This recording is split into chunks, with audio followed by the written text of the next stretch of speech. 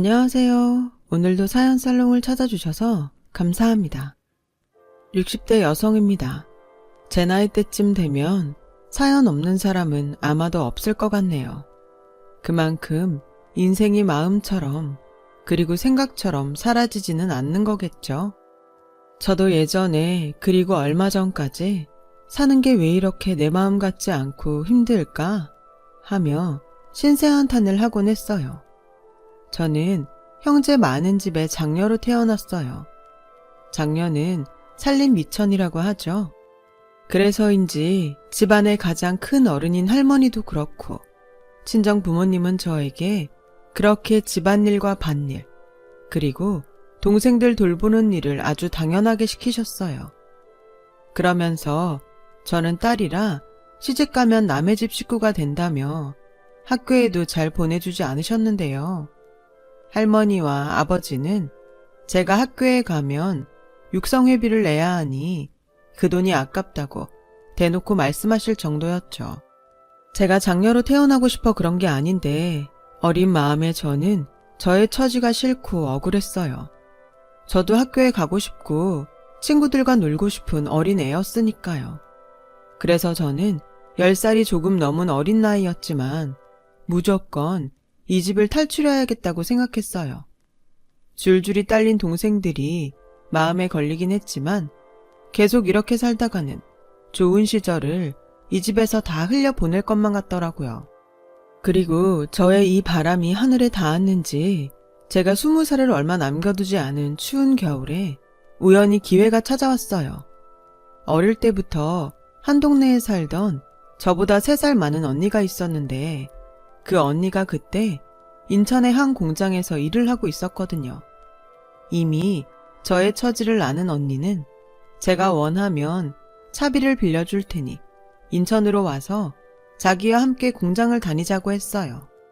저는 초등학교 졸업을 하고 선생님의 설득으로 중학교에 가긴 했지만 졸업도 제대로 하지 못했고 또 고등학교 진학은 아예 하지도 못했기에 공장 같은 회사에 취직이 될까 걱정이 되었는데 언니는 그런 건 하나도 문제가 되지 않는다고 했고 저는 언니의 그 말이 저를 여기서 구해줄 동아줄 같았기에 고민 없이 야밤에 도망치듯 집을 나왔어요.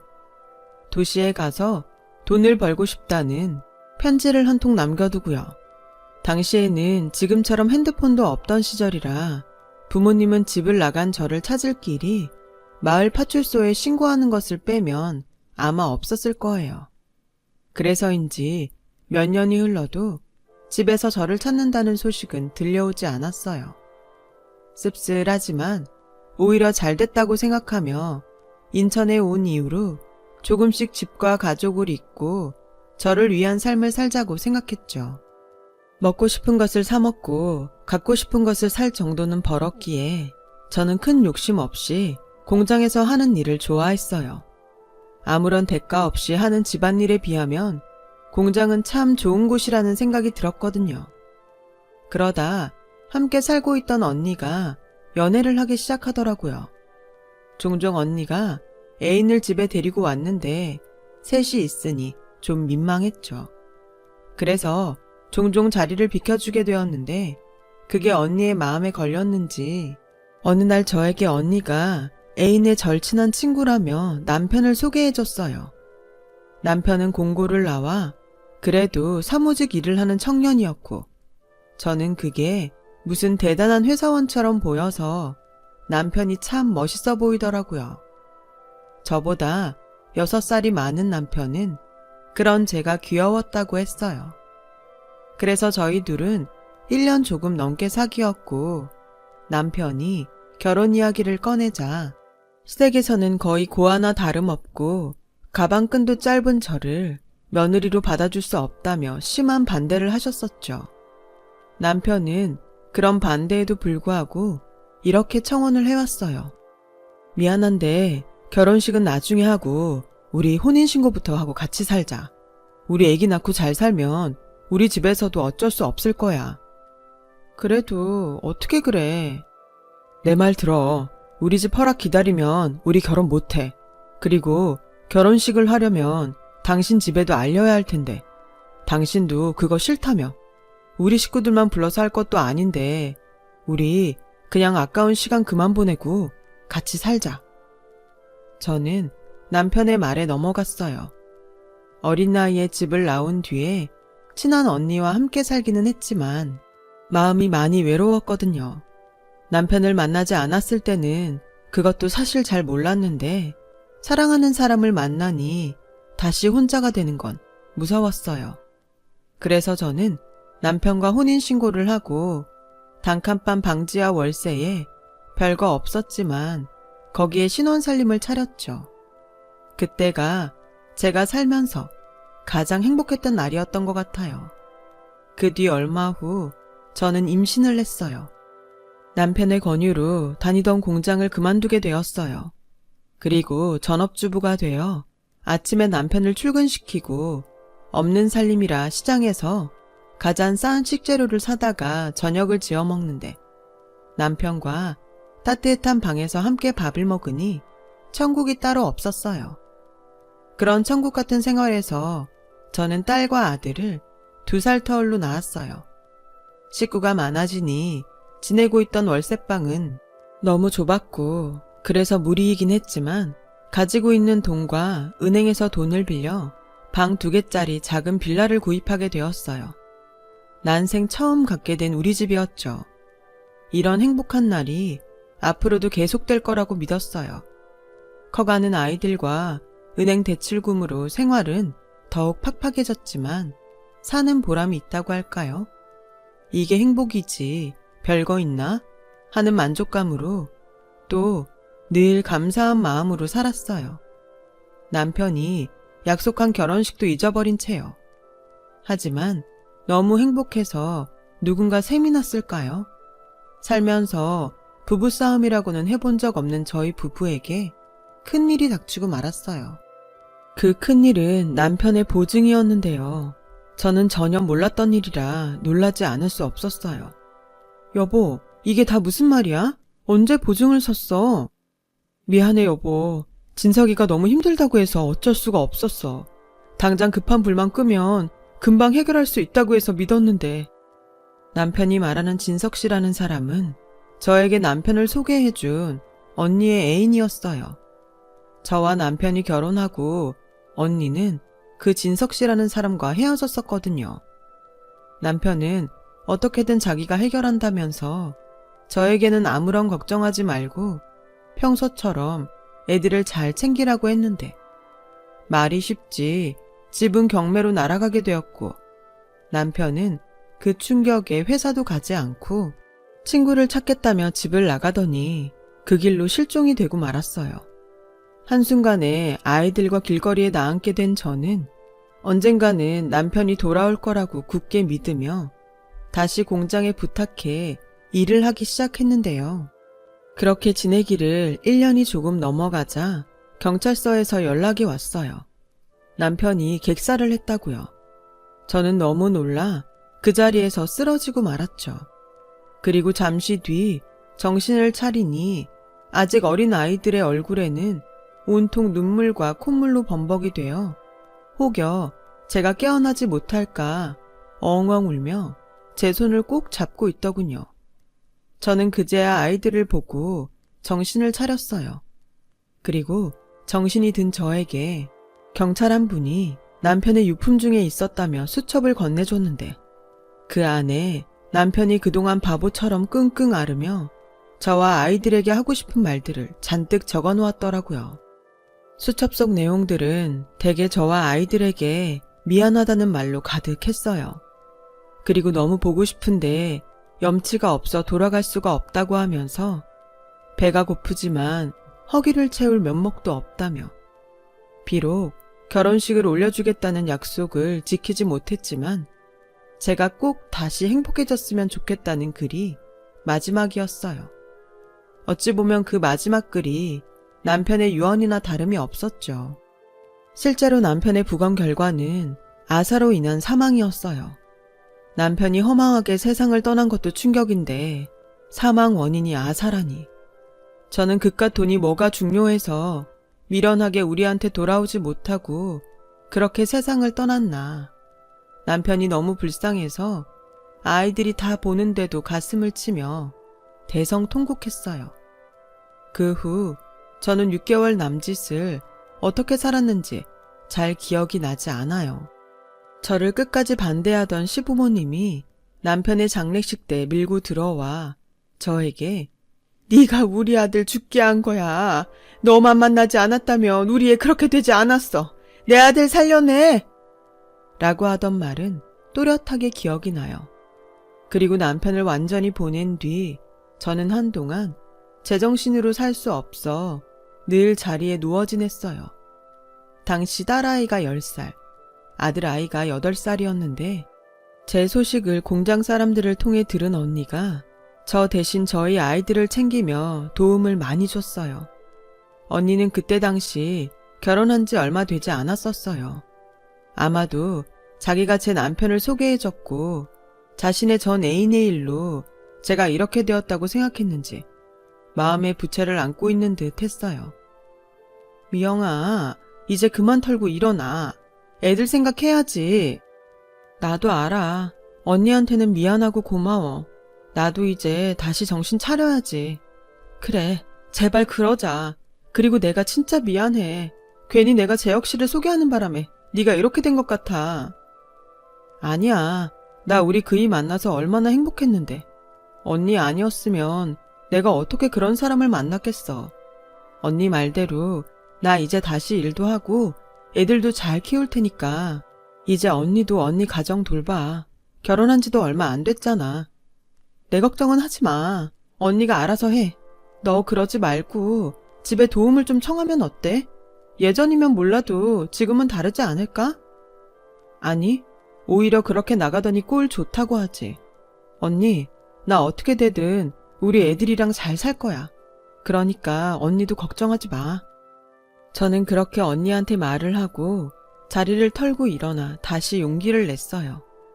남편은 없지만 사랑하는 아이들이 제 옆에 있었으니 힘을 내야 했죠. 그리고 참 고맙게도 아이들은 손이 많이 가는 나이인데도 불구하고 모든 것을 자기들끼리 해결하려고 했고 한 번은 일찍 퇴근해서 집에 왔는데 아이들이 나누는 대화를 듣게 되었어요. 누나는 소풍비 냈어? 학교에서 소풍비 가져오라고 하던데. 정민우, 누나 말 잘 들어. 우린 학교에 가지고 갈 돈이 없어. 우리 엄마 아프고 힘든 거 매일 봐서 알지? 소풍날 우리는 우리끼리 뒷산으로 소풍 가자. 누나가 도시락도 싸줄게. 우와, 진짜? 와, 신난다. 그럼 그날 누나가 도시락도 싸주고 나랑 밖에서 하루 종일 놀아주는 거야? 숙제도 안 하고? 그래. 그러니까 엄마한테는 아무 말 하지 마. 알았지? 밖에서 그 말을 듣는데 어찌나 눈물이 나는지요. 그래서 그 다음날 공과금 내려고 따로 빼놓은 돈으로 아이들 소풍비를 주었어요.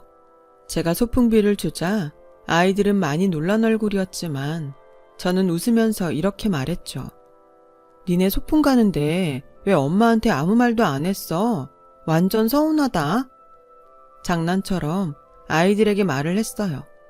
아이들은 잠깐 어리둥절한 표정을 짓더니 곧 딸아이가 마음의 짐이 사라졌는지 아니면 소풍을 갈 수 있다고 생각해서 기뻤는지 방긋 웃으면서 학교로 뛰어가더라고요. 아들도 지 누나를 따라서 신이 나서 뛰어가고요. 그 모습을 보는데 저는 아이들에게 미안한 마음에 또 왈칵 눈물이 쏟아졌어요. 그리고 너무 빨리 크지 않았으면 좋겠다고, 너무 빨리 철이 들지 않았으면 좋겠다고 생각했는데 아이들은 저의 마음과 다르게 빨리 컸고 철도 금방 들었죠.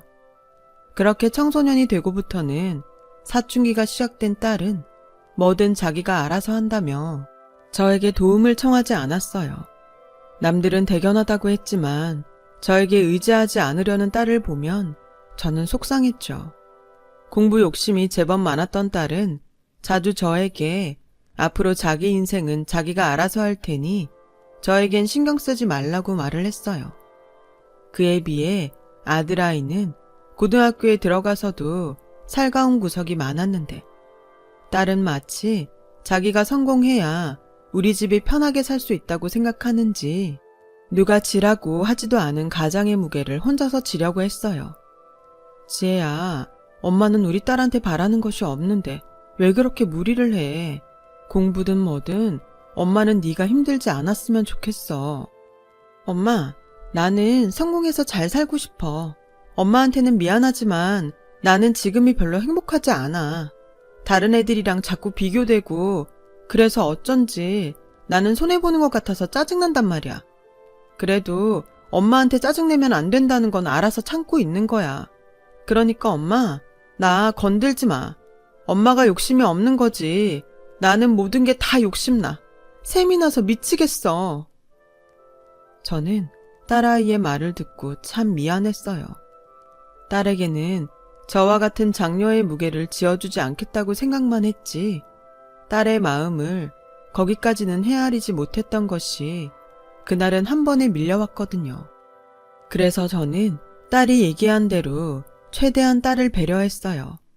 이 시기가 지나고 딸이 어른이 되면 괜찮아질 거라고 믿었죠.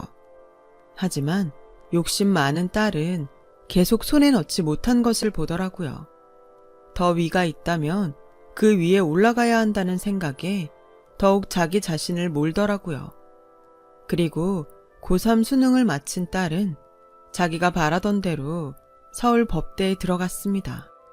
제가 그동안 모아놓은 돈과 신용대출을 받아 우선은 무사히 대학 입학금을 해결할 수 있었어요. 물론 아직 고등학생인 아들이 있고 대출금을 갚아야 했기에 생활은 더 많이 어려워졌지만 그때 당시는 딸이 원하는 것을 제가 해줄 수 있다는 기쁨이 더 컸던 것 같아요. 하지만 대학에 들어간 딸은 계속 뭐가 불만이고 짜증인지 저와 지 동생에게 차가웠고 장학금을 받아 등록금 걱정을 덜어주겠다고는 큰 소리는 쳤지만 워낙에 공부 잘하는 사람들만 모인 그곳에서 장학금을 받기란 쉽지 않은 것 같더군요. 그래서 딸은 과외 아르바이트를 시작했어요. 처음엔 학비 때문이었지만 과외비가 웬만한 사회 초년생들의 월급만큼은 되더라고요. 아들도 수능을 마치고 경기도에 있는 4년제 대학에 들어가게 되었는데 아들 학교 입학금을 모두 준비하지 못했어요. 엄마, 나 괜찮아. 군대 먼저 갔다가 군대에서 공부하고 다시 시험 쳐서 더 좋은 대학에 가면 돼. 나도 누나처럼 엄마한테 손 안 벌리고 대학 다닐 테니까 엄마는 아무 걱정 말아요. 민우야, 엄마가 미안해. 엄마가 좀 더 벌이가 좋았다면 니네들 고생 안 시키는 건데. 누나, 고마워. 누나 진짜 짱이야. 내가 평생 누나한테 잘할게. 아들은 지 누나가 준 돈을 받고 기분이 좋아서 방방 뛰었어요. 딸이 고맙기도 하고 미안하기도 해서 아무 말도 하지 못했는데 딸은 그런 저에게 할 말이 있다며 처음으로 딸과 술자리를 가졌어요. 좋다. 이렇게 우리 딸이랑 술도 마실 수 있네. 엄마, 나 있잖아. 대학 졸업하면 결혼할 거야. 뭐? 결혼? 응. 지금 나 가야 하는 집에 나보다 3살 많은 남자가 있는데 사실 만난 지 좀 됐어. 아무리 그래도 너 나이가 몇인데 그냥 좋게 만나다가 나중에 사회인 되고 해. 그게 나 로스쿨에 가고 싶은데 결혼하면 그 집에서 학비랑 다 대준다고 해서. 뭐? 너 지금 결혼하고 싶은 이유가 돈 때문이야? 꼭 그런 건 아니고 나 지금 만나는 오빠 사랑해. 그리고 그 집에서는 내가 결혼만 해주면 뭐든 다 해주시겠다고 하고 이렇게 좋은 일이 어딨어. 아무리 그래도 그렇게 결혼하는 건 아닌 것 같다. 엄마, 현실을 생각해. 엄마 지금도 그때 빌린 내 대학 입학금 갖고 있잖아. 그리고 민우 생각은 안 해? 나 지금처럼 로스쿨 가서 과외하고 학비 마련할 시간 없어. 아무리 생각해도 이건 좋은 기회고 난 이 기회를 놓치고 싶지 않아. 나 성인이잖아, 엄마. 우리 모두를 위해서 나 이 결혼 꼭 하고 싶어. 나도 그 오빠 좋아, 진짜. 아, 정말. 이런 소리를 듣는데 어떤 부모가 억장이 무너지지 않을까요? 자기는 좋아서 하는 결혼이라고 하지만 저는 그게 다가 아닌 것 같고, 그래서 대학 졸업할 때까지 생각을 해보겠다고 했어요. 그리고 만난다는 그 남자를 한번 보자고 했는데, 안녕하세요. 차진표라고 합니다. 지혜한테 이야기 듣고 많이 놀라셨다는 얘기는 들었습니다. 저도 그렇고 저희 부모님이 지혜가 아깝고 예뻐서 빨리 시집 왔으면 하시는 거예요. 어머님이 생각하는 그런 돈 때문은 절대 아니니까 오해는 하지 않으셔도 됩니다. 생각보다 딸이 데려온 남자는 괜찮아 보였어요. 무엇보다 사람 마음을 잘 헤아릴 줄 아는 사람 같아서 마음이 아주 조금은 놓이더라고요. 하지만 그렇다고 해서 딸의 결혼을 환영하며 허락할 수는 없었어요. 하지만 딸의 졸업을 얼마 앞두고 딸이 그토록 원하는 결혼을 받아들일 수밖에 없었어요. 딸의 시아버지 될 사람이 저를 찾아왔거든요. 안녕하세요. 이렇게 불쑥 찾아와서 너무 죄송합니다. 제가 마음이 좀 급해서요. 네, 좀 놀랐네요. 다름이 아니라 지혜의 졸업식이 코앞인데 아직 결혼에 대해 말이 없으셔서 이렇게 참지 못하고 제가 먼저 찾아왔습니다. 한 가지 물어도 될까요? 왜 저희 딸이죠? 그야 저희 집 며느리로 따님이 딱이니까요. 저는 지혜가 참 마음에 듭니다. 머리도 좋고 야무지고 저희 식구 중에는 지혜 같은 사람이 없어요. 돈은 제가 벌지만 저는 집안에 명예 있는 사람이 꼭 한 명은 있었으면 좋겠거든요. 우리 아들은 보셨겠지만 애는 착한데 욕심도 없고 야망도 없어요. 저도 같은 딸을 키우지만 제가 번 돈만 쓸 줄 압니다. 근데요, 따님은 다르잖아요. 제가 시아버지로서 뒤에서 확실히 서포트하겠습니다. 법관이 되든 변호사가 되든 제가 우리 지에 아무도 무시할 수 없게 최선을 다해서 지원할게요. 듣자 하니 어머님 혼자 힘드실 텐데 그 짐 저랑 같이 드시죠. 이대로 지혜가 로스쿨에 가지 못하면 너무 아깝잖아요. 그래도 결혼이라는 게 이런 식으로 하는 건 아니잖아요. 이런 말 창피하지만 아이 학비 때문에 어쩔 수 없이 시키는 결혼이라는 것이 저는 정말 내키지 않습니다. 학비 때문이 아니라 제가 그리고 제 아들이 따님을 놓치기 싫어서 부탁드리는 겁니다. 결혼만 허락해 주신다면 저와 우리 아들이 따님 공주처럼 여왕처럼 편히 떵떵거리며 살게 해줄 거예요. 똑똑한 따님이 저희 집 돈까지 얹으면 얼마나 높이 올라가겠습니까? 결혼에 필요한 돈도 제가 다 내겠습니다. 따님은 훌륭하게 키워주셔서 감사하니까요. 그때 당시 딸의 로스쿨 때문에 돈을 이리저리 빌리려 고생하던 때였어요.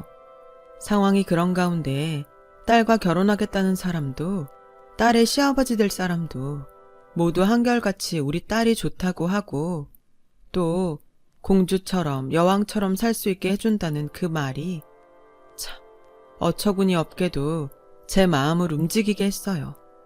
우리 딸이 공주라니. 제가 해줄 수 없는 것들을 그 집에서는 해줄 수 있다고 했으니까요. 그래서 딸은 졸업을 얼마 앞두고 급히 결혼식을 올렸어요. 물론 비용도 모두 딸의 시댁에서 댔고 딸은 시댁이란 날개를 달고 돈 걱정 없이 하고 싶은 공부를 마음껏 하고 또 사돈의 말처럼 그 집에서 좋은 대접을 받고 사는 듯 보였죠. 엄마, 누나 행복해 보인다. 그러니까 이제 누나 걱정 그만해. 솔직히 잘 됐지 뭐. 누나는 누나가 바라는 대로 살 테니까 엄마도 이젠 좀 편하게 살아. 그래도 딸 자식을 시집 보냈는데 엄마 마음이 편하진 않지. 그래? 그럼 내가 빨리 장가를 가면 엄마 마음이 좀 나을까? 뭐? 농담이야. 누나가 그랬어. 자기는 이제 더 행복하게 살 거라고. 행복하게 살 길만 남았다고. 그러니까 우리도 행복하게 살자. 딸이 바라는 행복.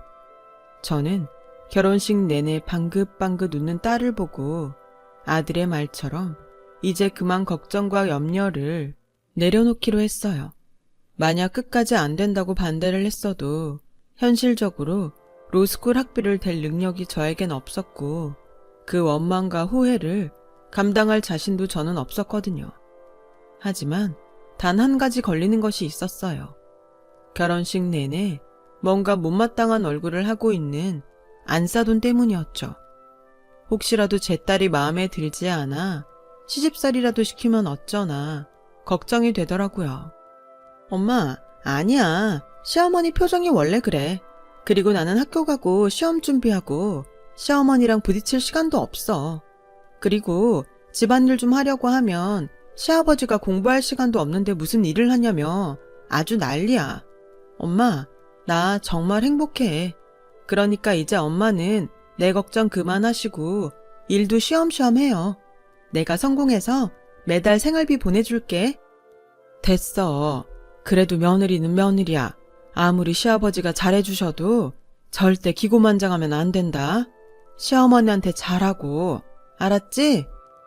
저는 단 한 번도 인정받지 못한 시댁이었는데 그런 제가 딸에게 그런 당부를 시킨다는 것이 좀 웃기긴 했지만 내 자식이 누군가한테 흠잡히지 않고 살길 바라는 것이 부모 마음이라고 저는 딸과 통화를 할 때면 꼭 그런 당부의 말을 했어요. 그렇게 4년 후에 딸은 로스쿨 졸업을 무사히 마쳤고 대형 로펌에 취직을 해서 일을 하고 있었어요. 당연히 자랑스럽고 또 딸의 시댁에 감사한 마음뿐이었죠. 딸이 결혼하는 과정에서 시댁의 도움을 많이 받기도 했고 공부에 여념도 없을 때라 어쩐지 딸에게 집에 한번 오라는 소리를 편하게 못하겠더라고요. 그래서 4년 동안 딸의 얼굴을 본 게 10번이 채 되지 않았어요. 명절과 어버이날 또는 생일에도 딸을 제대로 볼 수 없다는 것이 제 마음을 아프게 했습니다. 그래도 졸업하고 일을 하면 좀 나아지겠지 하는 마음이 있었는데 그날은 딸이 로펌에 들어가고 첫 번째로 맞이하는 생일이었어요. 그래서 그냥 낮에 잠깐 밥이라도 사 먹이면 좋겠다고 생각했어요. 딸이 일하는 로펌 앞에서 전화를 하니 딸이 사무실에 없었어요. 엄마, 나 집이야. 오늘 생일이라 휴가 냈어. 미리 말하지. 나 오늘 생일이라고. 시어머니가 집에서 생일상 차려주신다고 했는데. 엄마, 내가 나중에 시간 한번 내서 집에 갈게. 엄마, 나 태어나게 해줘서 고마워. 그래, 사돈한테 엄마가 고맙다고 꼭 전해줘. 저는 전화를 끊고 아쉬운 마음에 집으로 발걸음을 돌렸어요. 그런데요, 참 이상하게 자꾸만 무언가가 찝찝하고 마음에 걸리는 게 딸의 목소리가 평소 같지 않은 것 같다는 생각이 계속 마음에 걸렸죠. 이대로 집에 가면 그게 계속 생각날 것 같아서 저는 염치불고하고 딸의 얼굴만 잠깐 보고 와야겠다고 생각했어요. 그래서 한 손에는 케이크와 또 한 손에는 갈비 세트를 사들고 한번 가보았던 시댁으로 향했는데요. 누구세요? 아, 오늘 도우미 면접 보러 오셨어요? 근데 지금 좀 분위기가 그런데 잠시만요. 저는 아니라는 말도 할 새도 없이 도우미로 오해를 받았어요. 그리고 대문이 철컥 하고 열리는데 우선은 안으로 들어갔죠. 일단 들어가서 아니라고 말하면 되니까요. 그런데 제 눈에 정말 믿을 수 없는 광경이 펼쳐졌어요. 글쎄 안싸돈이 제 딸의 머리채를 잡고 있는 거예요. 야, 네가 요즘 주제도 모르고 계속 까불지? 네 시아버지가 이쁘다 이쁘다 하니까 지가 진짜 이쁜 줄 알아? 넌 그냥 우리 집에 필요한 간판일 뿐이야. 막말로 네가 내세울 게 뭐가 있어? 구질구질한 친정? 돈도 없어서 중간에 엎어질 거 거지처럼 우리 돈 받아서 공부한 주제. 너 그거 모르지? 우리 남편이 너 며느리로 삼고 싶었던 이유는 딱 2가지야. 첫째, 내가 이렇게 널 취업해도 넌 아무런 백도 없잖아. 그리고 둘째, 우리 집 문제라 우리 애 사고 친 거. 그거 잘 덮으라고. 근데 뭐? 너 내 딸한테 죄를 지었으면 죄값을 치르라고 했다면서.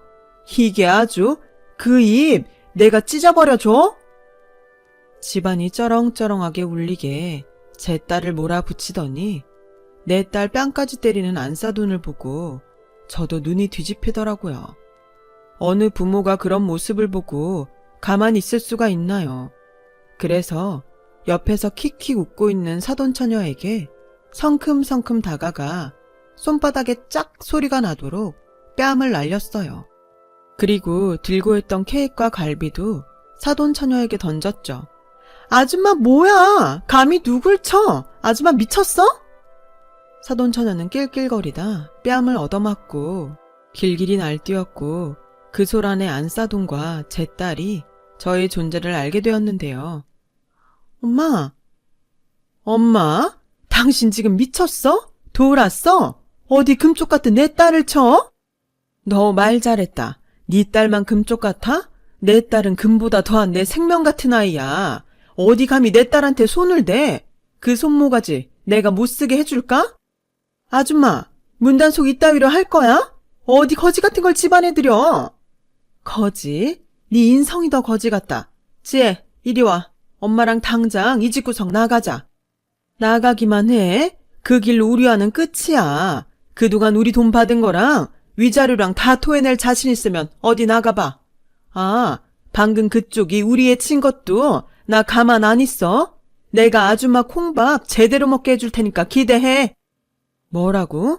그래, 할 테면 해. 당신도 당신 딸 남한테 얻어 터지니까 열불나지. 난 내 딸을 위해서는 더한 짓도 할 수 있어. 뭐? 쥐 옆에도 빽이 없어? 내가 내 딸 빽이야. 듣자 하니 구린 거 많은 집구석 같은데 어디 한번 제대로 해보자고. 뭐? 저놈의 옆했네? 내가 가만둘 것 같아? 그렇게 안사돈은 자기 성질에 못 이겨 옆에 있던 화분을 저를 향해 던졌어요. 그리고 제 머리에 떨어졌어요. 이마에서 피가 뚝뚝 떨어지자 그동안 꿀먹은 벙어리처럼 있던 딸의 눈이 뒤집혔죠. 어머니, 지금 이거 폭행이에요. 그리고 집안 곳곳에 저 감시하려고 CCTV 설치하셨죠? 제가 바본 줄 아세요? 그 CCTV가 결국 누구 발목을 잡을 것 같아요? 아가씨? 죄를 지으면 어떻게 되는지 내가 어쩌면 이번 기회에 똑똑히 보여줄 수 있을 것 같네요. 어머 언니? 지금 그 은혜를 뭘로 갚는 거예요? 은혜? 그 더러운 돈은 내가 곧 갚을게요. 그런데요, 아마 내가 갚아야 할 돈보다 이 집 사람이 나한테 줘야 할 돈이 더 많을 테니 그건 기대해요. 내가 그동안 여기서 살면서 죽기 살기로 증거만 모았거든.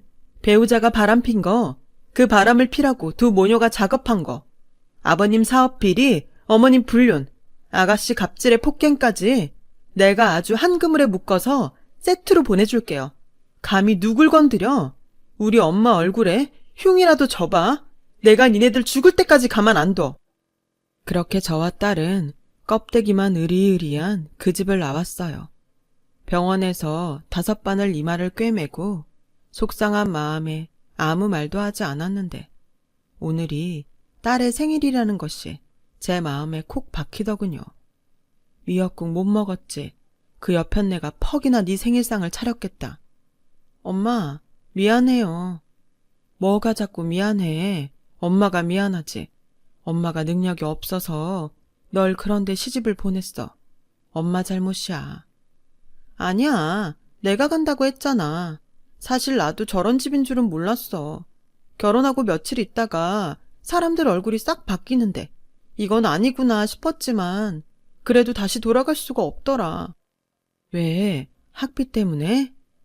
아니, 엄마 때문에. 엄마가 어떤 마음으로 보냈는지 아니까 엄마 속상하게 하고 싶지 않았어.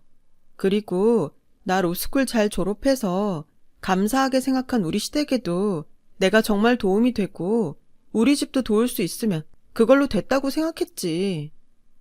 가만 보니까 우리 딸이 지 생각만 하는 게 아니라 남 생각하느라 지 생각을 안 했네. 바보야, 엄마가 그랬잖아. 엄마는 아무 욕심 없다고. 그냥 너나 민우나 건강하고 행복하면 돼. 너도 잘 커주었고 민우도 다 컸고, 이제 엄마는 좋은 집에 좋은 거 몸에 두르고 하찮게 살기보다 없이 살아도 사소한 거에 웃고 감사하면서 살고 싶어. 우리 딸 너무 많은 생각 말고 이제 더 행복한 일들만 생각하자. 제 말에 딸은 감정에 복받쳐서 눈물을 터뜨렸어요. 딸을 키우면서 제가 쓰러졌을 때 빼고는 딸이 그렇게 우는 모습을 보지 못했는데 그저 삶에 대한 욕심이 많은 거라고 생각했던 딸이 욕심이 아니라 삶의 무게가 그만큼이나 무거웠던 것 같아 제 마음이 다 쓰라렸어요. 그리고 3년 후 딸은 오랜 시간이 걸렸지만 이혼을 했고 자기가 받아야 할 것과 줘야 할 것을 야무지게 법적으로 정산을 끝냈어요. 그때 딸의 말처럼 딸은 자기가 줘야 할 돈보다 받을 돈이 훨씬 많더라고요. 그만큼 억울하고 힘들게 살았던 거죠. 저는 돈의 액수가 크면 클수록 마음이 아팠습니다. 큰 아픔이 지나면 사람이 성장한다고 하잖아요. 딸은 지금 작은 변호사 사무실을 꾸려서 돈보다는 억울한 사람들의 편에 서는 변호사가 되었어요. 그래서 일은 많고 돈은 그다지 크게 벌리지는 않는 모양인데 그 욕심이 어디로 가나요? 딸은 재판이면 재판, 싸움이면 싸움, 지는 법이 없는 그 동네에서 유명인사가 다 되었어요. 재판에서 이기고 온 날은 딸이 그렇게 행복해할 수가 없습니다. 그 모습을 보면 제가 다 뿌듯하더라고요.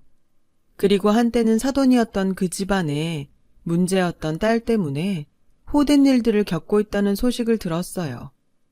딸도 그렇겠지만 저도 역시나 싶은 생각이 들더군요. 최고의 복수는 나의 행복이라고 우리 예쁜 딸 이제 더 행복한 삶을 살아가길 바랍니다. 지금까지 제 사연 들어주셔서 감사합니다. 모든 분들이 행복하시길 바라면서 저는 이만 마칠게요. 고맙습니다. 여러분, 사연 댓글에 응원과 현명한 조언 부탁드려요. 좋아요와 구독은 저에게 큰 힘이 됩니다. 오늘도 좋은 일 가득하세요.